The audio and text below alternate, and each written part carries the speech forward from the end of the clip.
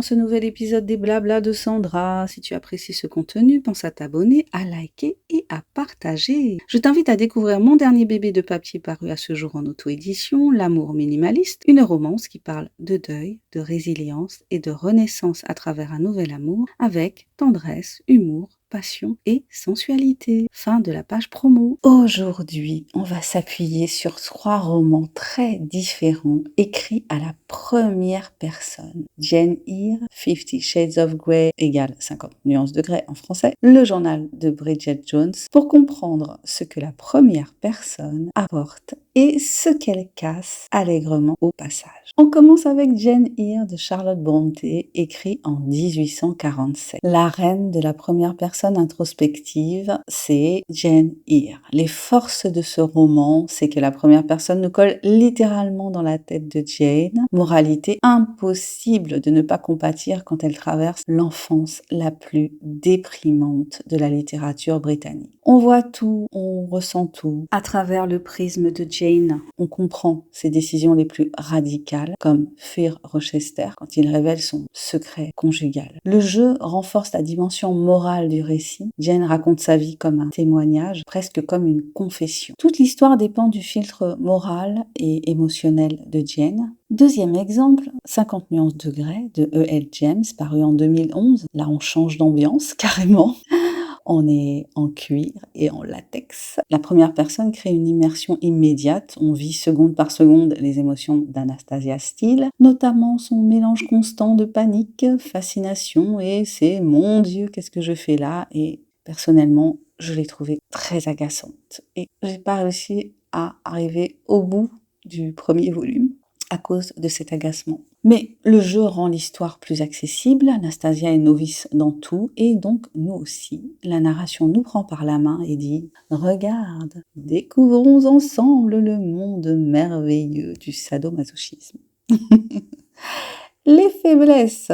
On n'a aucune idée claire de ce que Christian Grey pense réellement, enfin hormis contrôle, hélicoptère et contrôle. Le jeu enferme parfois l'intrigue, tout passe par Anna, ses doutes, ses apartés internes, ses bons sens, et c'est très répétitif dans le cas de 50 nuances de Grey. Et ça donne une vision partielle des enjeux relationnels. Passons maintenant au journal de Bridget Jones, d'Hélène Fielding, qui est paru en 1996. Ce roman est la preuve que l'écriture à la première personne peut être hilarante, surtout quand l'héroïne raconte sa vie avec autant de mauvaise foi. Les forces du roman, c'est que dans ce cas-là, le journal intime, c'est de l'or comique. Le jeu permet de superbes punchlines, des autocritiques féroces, des observations sociales qui claquent comme un fouet, d'une manière différente du fouet qui claque dans 50 nuances de Grey. Le lecteur a accès aux contradictions internes de Bridget et c'est ce qui la rend irrésistible.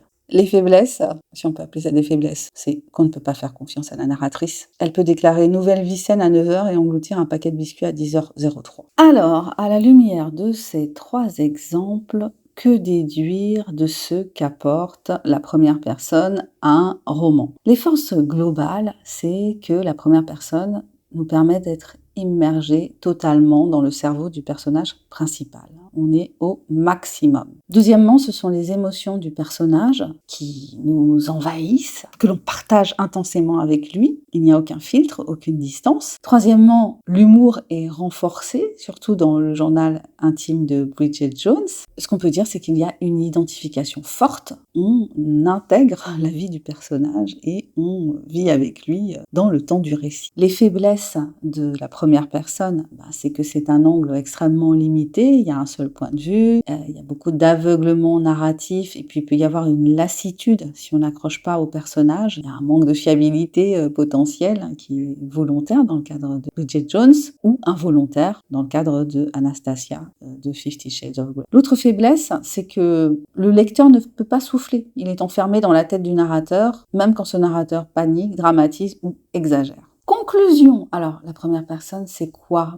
C'est comme si le personnage avait une caméra GoPro collée à son front et c'est génial pour l'immersion, mais effectivement, c'est terrible pour avoir une vue d'ensemble. Alors, soyons honnêtes quand même, si Jane Eyre avait été racontée à la troisième personne, il n'aurait pas la même force. Si Anna Steele avait été racontée à la troisième personne, on aurait perdu quelques milieux de lèvres mordues, de déesse intérieure qui s'exprime, de bon sang. Bon, je suis pas sûre que ça aurait été une vraie perte. J'ai pas du tout accroché à 50 nuances de Grey, j'avoue. Et si Bridget Jones avait été racontée autrement, le monde aurait été privé d'un chef-d'œuvre d'autodérision. Je vous laisse me dire en commentaire si vous avez lu ces 3 romans et ce que vous en avez pensé. Merci d'avoir écouté cet épisode des Blabla de Sandra. Si tu as aimé cette réflexion, n'hésite pas à partager ce podcast et à me dire quel est ton point de vue sur la question. Je te dis à très bientôt pour un nouvel épisode des Blabla de Sandra. Allez, abonne-toi, commente si tu l'oses, like et partage. Et pense à découvrir mon dernier bébé de papier paru à ce jour, L'amour minimaliste, une romance qui parle de deuil, de résilience et de renaissance à travers un nouvel amour avec tendresse, humour, passion et sensualité. Bye bye!